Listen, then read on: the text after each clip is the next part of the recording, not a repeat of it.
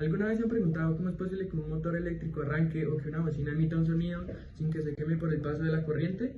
Bueno, pues todo esto se debe a un componente fundamental que muchas veces pasa desapercibido, el inductor.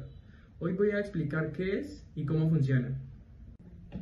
Un inductor es un dispositivo pasivo diseñado para almacenar energía en forma de campo eléctrico cuando una corriente lo atraviesa.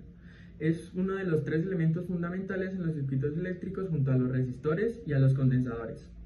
El inductor se forma por un alambre conductor que se enrolla en forma de espira o bobina y puede estar montado sobre un núcleo de hierro o de ferrita o algún otro elemento que tenga una alta permeabilidad magnética. ¿Cómo funciona un inductor? Cuando una corriente fluye a través de un conductor, esto nos genera un campo magnético alrededor. En las bobinas este campo se suma, dándonos un campo más intenso y concentrado. La ley de Faraday nos rige el comportamiento de nuestro inductor. Esto nos dice que epsilon, que es la fuerza electromagnética inducida, es igual a menos el número de espiras multiplicado por la tasa de cambio del flujo magnético a través del tiempo.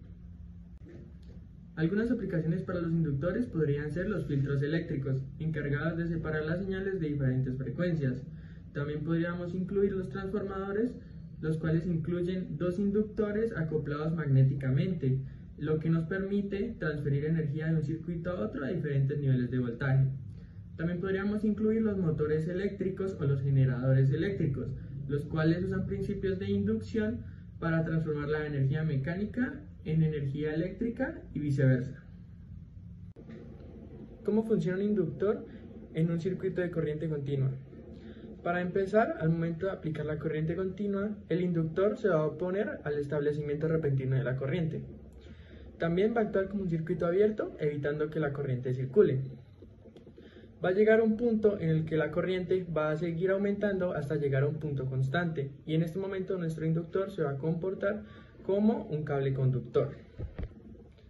La corriente del inductor en corriente continua se va a comportar de la siguiente manera, donde tau es la constante del tiempo del circuito, se mide en segundos, L es la inductancia y L es la resistencia. ¿Cómo funciona un inductor en un circuito con corriente alterna? En un circuito con corriente alterna, la corriente tiende a hacer cambios de dirección constantemente. El inductor se resiste de manera constante a estos cambios de dirección y esto nos genera una tensión opuesta a dicha corriente. La oposición del inductor se mide con la reactancia inductiva, la cual es 2pi por la frecuencia de la señal por la inductancia. Algo importante que cabe recalcar es que al momento en que la corriente cambia o varía en el inductor, este crea un nuevo campo magnético, lo que genera una nueva fuerza en el mismo inductor. ¿Para qué nos sirve esto? Esto básicamente nos sirve para hallar el voltaje en el inductor, el cual sería el voltaje igual a la inductancia multiplicado por esa tasa de cambio de la corriente en el tiempo. Para deducir la fórmula de la inductancia en un solenoide recto tenemos que tener en cuenta la longitud del solenoide, el número de vueltas, el área transversal y la permeabilidad del medio.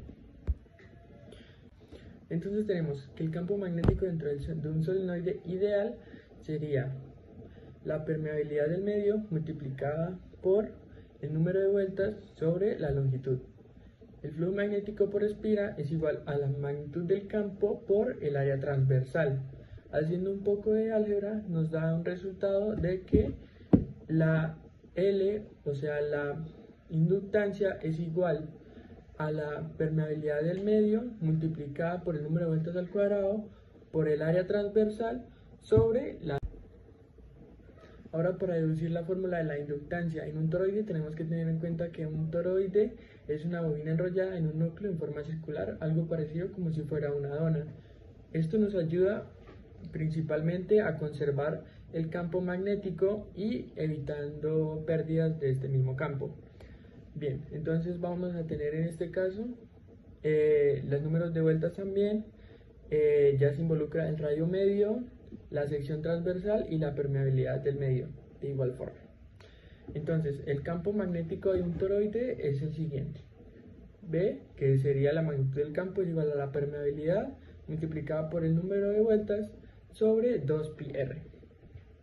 También tenemos que el flujo total sería n, que es el número de vueltas, multiplicado por el campo por el área transversal. Entonces, haciendo álgebra y reemplazando, nos da que la inductancia es igual a la permeabilidad del medio multiplicada por n al cuadrado por el área transversal sobre 2πr. Ya para finalizar voy a hablar un poco de la energía almacenada en los inductores. Dicha energía se almacena principalmente en los campos magnéticos que se generan debido a un paso de corriente por el inductor. La energía puede expresarse como un medio de la inductancia por la corriente al cuadrado. Esta energía puede obtenerse de nuevo más adelante en los circuitos de descarga controlada, como podrían ser convertidores de corriente continua. Y ya hasta aquí hemos llegado con el tema de los inductores. Espero que este video les haya servido mucho. Gracias por su atención.